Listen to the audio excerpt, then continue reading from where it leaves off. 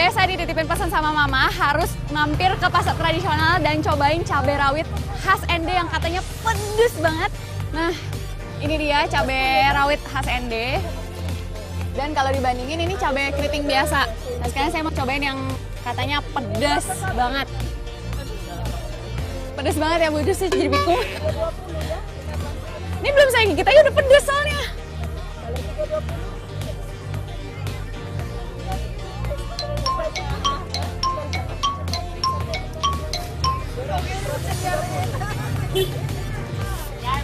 Gila, pedes banget.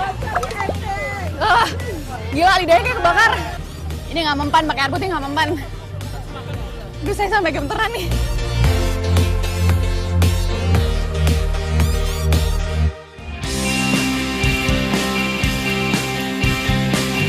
Aduh, kepala sampai pusing, cunut-cunut.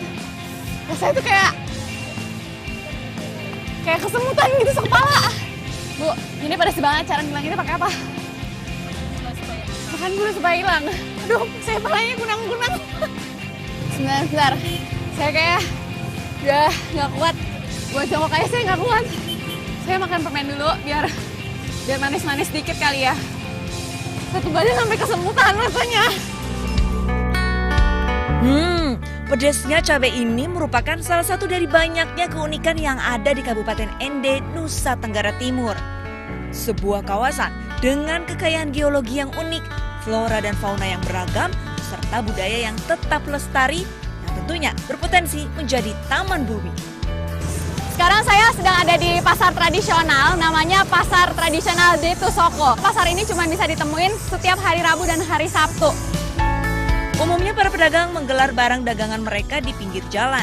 Suasana pasar pun semakin ramai dengan lalu lalang kendaraan yang mengangkut warga dari berbagai desa. Ternyata di sini ada yang unik. Ibu-ibu di sini kalau jualan ukurannya per gelas. Jadi bukan pakai timbangan, bukan gram atau kilogram, tapi pakai gelas ya Mama ya. Ini yang besar berapa ini Mama? Besar 15. 15.000. Lalu yang ini yang 10.000. Aduh sampai jatuh. Yang kecil 5.000. Jadi mereka jualnya per gelas.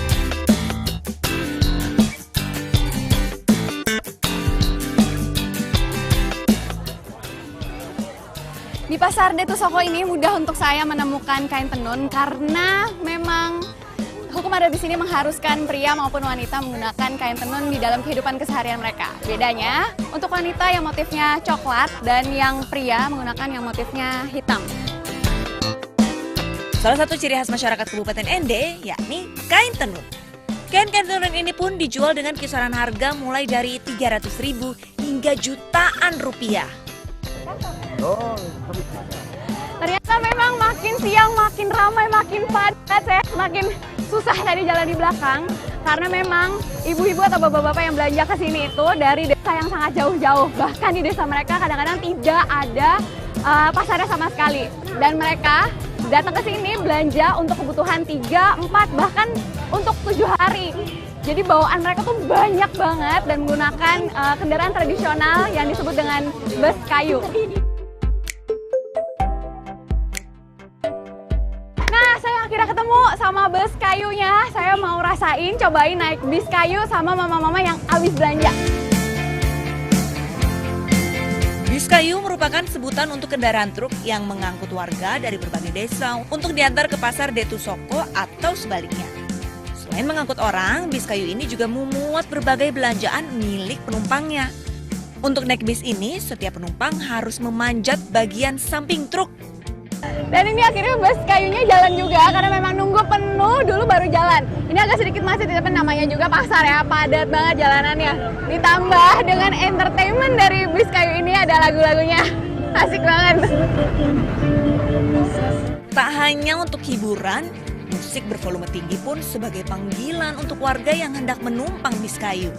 Tadi udah jalan kan busnya, saya kira udah langsung aja menuju ke tujuan. Ternyata masih berhenti lagi, udah sepadat dan sepenuh ini nih. Masih dimasukin barang-barang lagi, bayangin.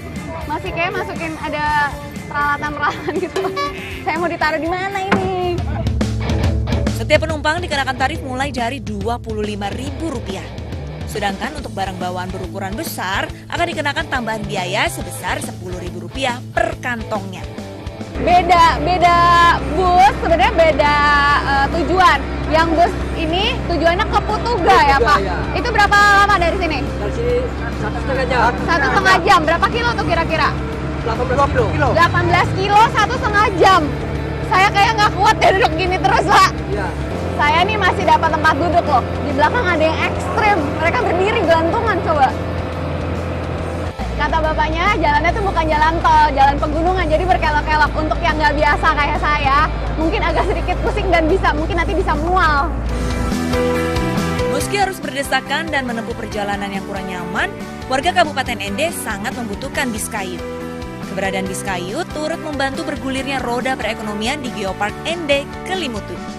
Akhirnya saya sudah sampai di tujuan saya. Lumayan bikin pegel soalnya nggak bisa nyenderan, nggak bisa ngadep mana-mana. Ini susah banget dan saya juga bingung ini mau turunnya gimana. Tapi akhirnya sampai di Wolosambi. Terima kasih bapak-bapak, mama-mama sudah menemani saya sampai di sini. Selamat-selamat sampai perjalanan di kampung ya. Saya mau turun dulu nih, bingung gimana caranya.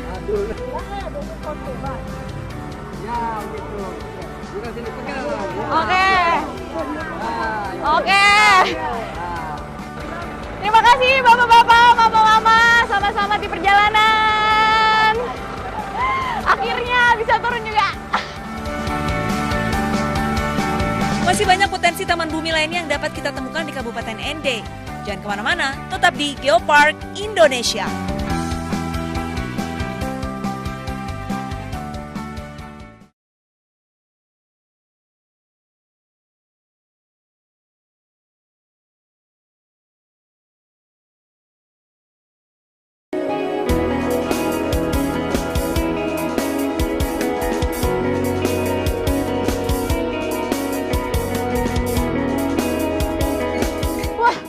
Baru narik setengah aja udah berat banget.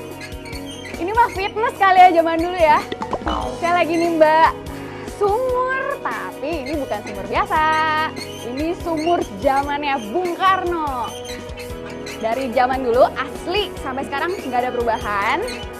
Dan saya ngomongnya ngos-ngosan nih, berat.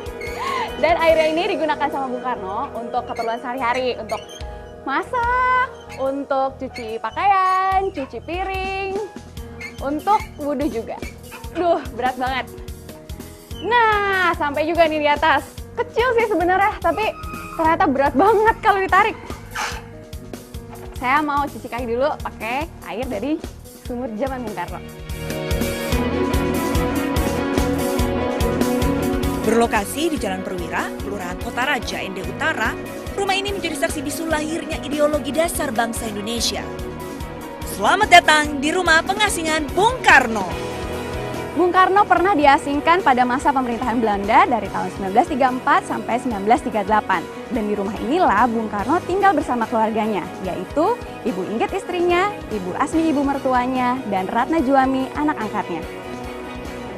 Pemerintah Belanda dengan sengaja mengasingkan Bung Karno ke Ende untuk memutuskan komunikasi beliau dengan sahabat-sahabat yang ada di Jakarta. Beliau sempat frustasi, namun kemudian berusaha untuk bersosialisasi dengan warga yang ada di sini, seperti tokoh adat, tokoh agama, dan misionaris yang ada di sini.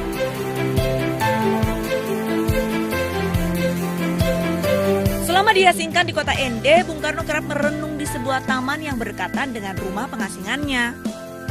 Di taman perenungan inilah Insinyur Soekarno duduk di bawah pohon sukun sambil menghadap ke laut dan tercetuslah 5 butir Pancasila sebagai dasar negara kita, negara Indonesia.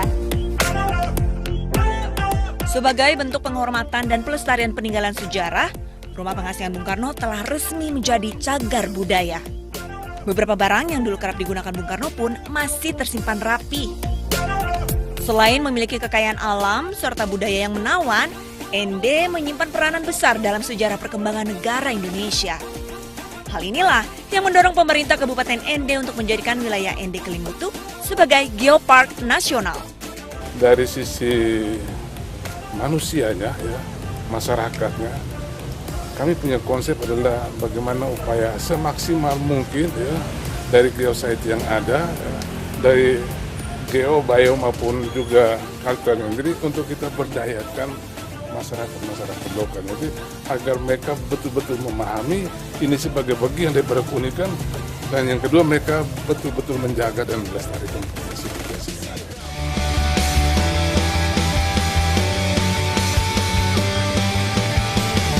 Sebelum saya berkunjung ke ND, kemarin saya sempat janjian dengan ibu-ibu PKK Kabupaten ND untuk mencoba atau mencicipi masakan khas dari ND. Namanya Uwi Aipunga. Susah sih disebut, tapi saya penasaran nih kayak apa ya kira-kira rasanya.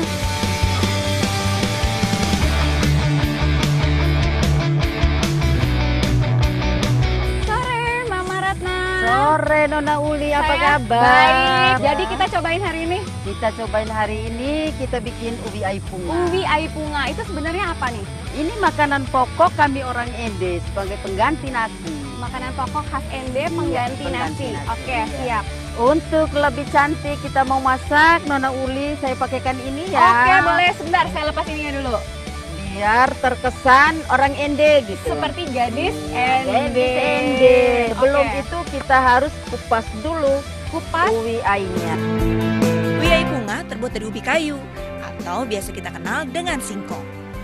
Ya, di masyarakat Kabupaten ND, ubi kayu merupakan makanan pokok mereka. Oke, selanjutnya dicuci. Dicuci bersih. Ubi kayu memiliki nama ilmiah Manihot esculenta dan berasal dari negara Brazil. Ubi kayu termasuk tumbuhan yang mudah ditanam sekalipun di tanah yang tandus. Udah habis dicuci, Mama. Habis itu dicincang. Unik ya, disebutnya dicincang. Mungkin maksudnya dihaluskan ya, Mama ya. Iya, ini parang tuh satu orang dua. Satu orang dua. Iya, jadi kita mulai pertama kita pakai satu dulu. Oke. Nona. Coba Mama kasih contoh dulu. Nah, begini caranya gini. Oh, saya boleh coba, Mama? Silakan. Boleh coba. Aduh, Oke. tapi ngeri. Kecil-kecil ya, Mama ya. Iya, gitu. Loh, kok nggak bisa Wah. saya, Mama? Ah, tidak apa-apa, coba aja dulu. Itu, aduh, udah bisa jadi orang Ende nih. Oh, udah bisa. Padahal potongan saya nggak jelas. Oh, oke. Jadi lebih cepat ya, Mama ya. Iya, begitu. Saya boleh Ini. cobain? Boleh, silakan. Boleh. Coba dong, Waduh, biar tahu. tapi Mama, ini kalian olahraga ya. Parangnya tuh berat sebenarnya. Harus parang berat. Harus parang berat, Cepat kalau enggak, halusnya. ya nggak halus. Takaran untuk membuat ubi aipunga disesuaikan dengan jumlah anggota keluarga. Untuk satu orang, biasanya diberi takaran sekitar 120 gram ubi kayu yang sudah dicincang. Nah, udah jadi nih ubi cincangnya. Saya pikir tadi tuh benar-benar dicincang sampai halus banget. Tapi enggak, masih ada tekstur-teksturnya kecil-kecil aja. Tadi untuk satu orang 120 gram. 120 gram. Jadi kalau keluarganya banyak, 4 atau 5 orang ya tinggal dikali aja 120 gram. Masukkan Peras di sini, sampai peras kering. sampai selesai. Terus masukkan sini, dipisahkan ya Mama ya. Sebelum menjadi ubi aipunga, ubi kayu cincang diberi taburan garam, lalu dikukus dengan alas daun pisang selama 20 menit. Ini udah ya Mama ya, Ya. ditusuk ya Mama ya. Tusuk, ambil sedikit, cium. Kalau sudah tidak bau langu, berarti udah matang Oh, oke. ubinya. Udah matang Aduh. ya. Malah asapnya nih yang kecium. Ini udah. Nah, Oh, jadi sebenarnya tadi tuh sebelum dimasukin, sebelum dikukus, dia teksturnya tuh kan hambur gitu loh, berhamburan. Nah, Iya. tapi setelah dikukus dia agak lengket dan jadi iya, kenyal. jadi satu gitu, kenyal. Bang singkong. Enak kan? Ini sebenarnya nggak pakai apa-apa juga, enak. Rasanya tuh gurih, enak sih pokoknya. Jadi dia kayak ada manis-manisnya dikit. Nanti mungkin ditambah lauk lagi, jadi tambah enak. enak. Ubi kayu bermanfaat bagi kesehatan loh. Setiap 100 gramnya mengandung 38 gram karbohidrat. Selain itu, terdapat pula kandungan serat, mineral, vitamin C, vitamin E, dan folat. Oke, nah ini piring saya sudah penuh dengan uwi aipunga dengan beserta lauk pauknya. Sekarang saya mau cobain. Ini ikan. Kebuli, Ikan ikan kebuli. pari. Ikan poonya enak kan? Enak banget. Ini kombinasinya emang makanan raja banget karena udah sehat, enak, bergizi, beragam. Enak banget, pas untuk semuanya. Berimbang. Berimbang, tuh.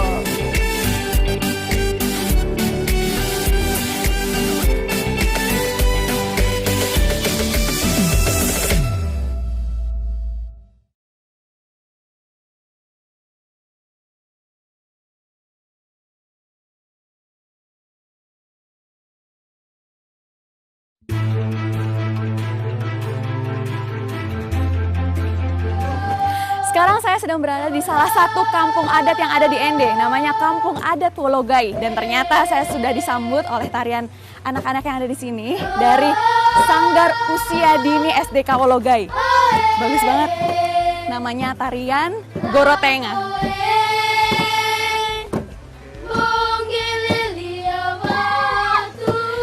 Jadi ini adalah tarian adat yang disediakan oleh warga lokal dari kampung adat ini untuk menyambut tamu yang baru datang.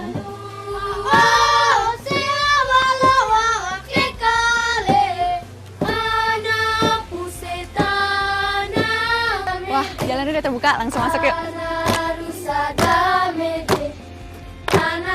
Terima kasih adik-adik. Tada, saya sekarang sudah ganti pakaian adat dari kampung Wologai. Kampung adat Wologai terletak di Kecamatan Detusoko.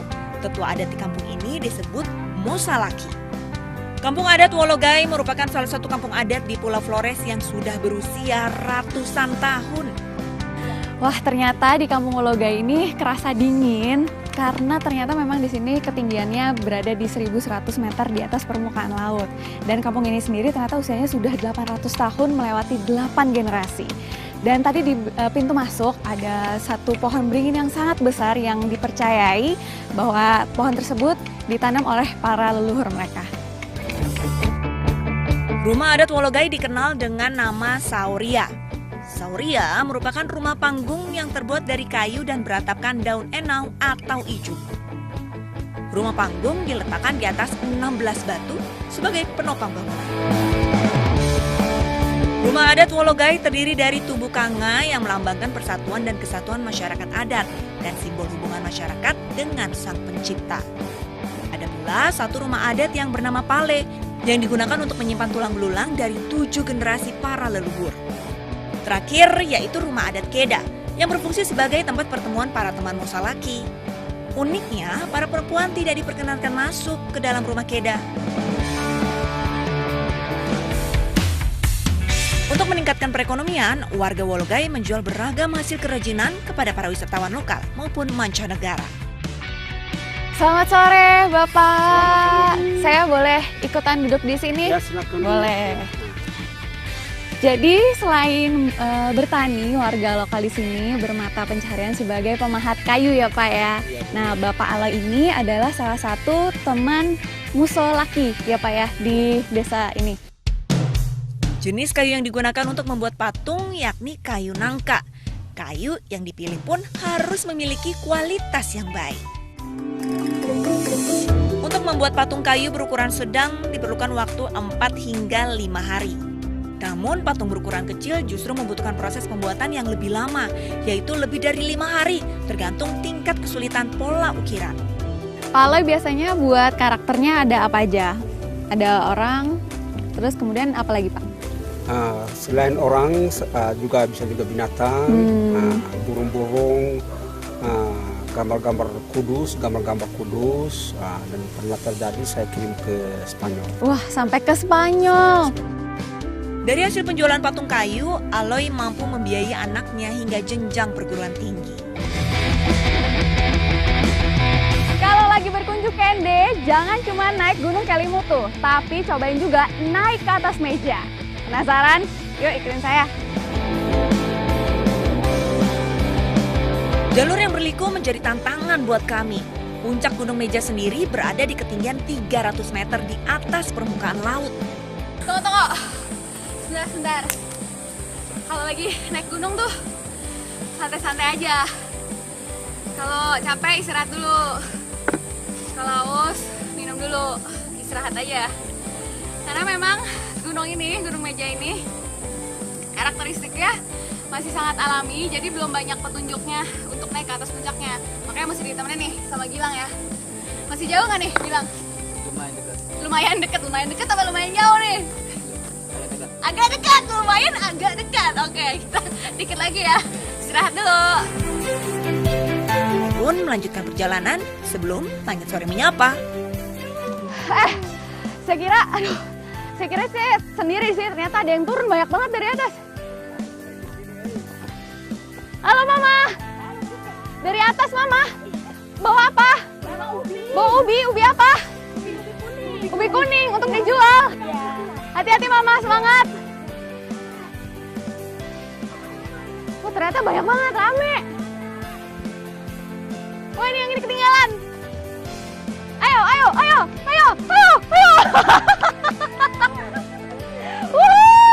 Gak ada remnya.